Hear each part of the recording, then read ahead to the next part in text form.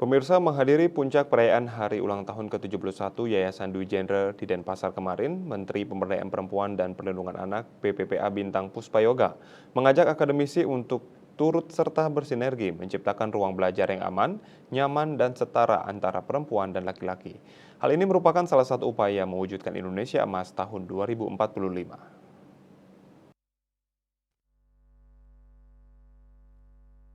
Dalam sambutannya, Menteri PPPA Bintang Puspayoga mengungkapkan sumber daya yang paling berharga bagi suatu bangsa bukanlah tambang atau minyak bumi, tetapi sumber daya manusia yang berkualitas. Dan investasi terpenting bagi kita semua adalah memberikan pendampingan atas pendidikan kepada anak-anak yang merupakan generasi penerus kita ke depan.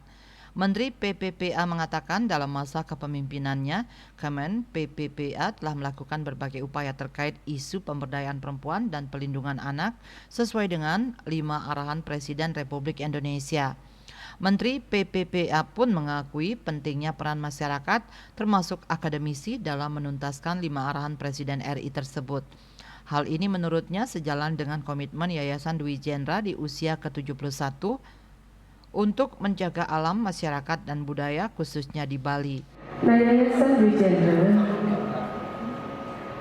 tentunya memiliki peranan yang sangat strategis, khususnya dalam memberikan kesempatan yang sama, menjamin ruang yang nyaman dan setara antara perempuan dan laki-laki. Mohon maaf, karena kita diundang sebagai Menteri Pemberdayaan Perempuan dan Perlindungan Anak, kesempatan yang baik ini kita gunakan terkait dengan visi misi Dwi Jendral sudah banyak disampaikan oleh Bapak Ketua Yayasan, demikian juga komitmennya, apresiasi sudah disampaikan oleh Bapak PJ yang tentunya Bidang juga menyampaikan apresiasi yang tadi sudah disampaikan penghargaan-penghargaan yang diraih oleh Yayasan Dwi Jendral ini. Ketua Pengurus Yayasan Dwi Jendral Inyoman Satya Negara menyambut baik ajakan sinergi antara pemerintah, masyarakat hingga sivitas akademika. Menurutnya hal ini sesuai dengan filosofi budaya Bali yang dijunjung oleh Yayasan Dwi Jendral yaitu Trihita Karana.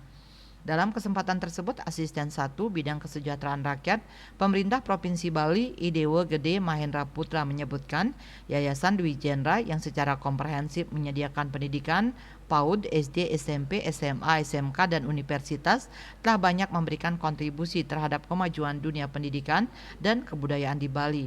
Biro Hukum dan Humas Kementerian Pemberdayaan Perempuan dan Perlindungan Anak melaporkan.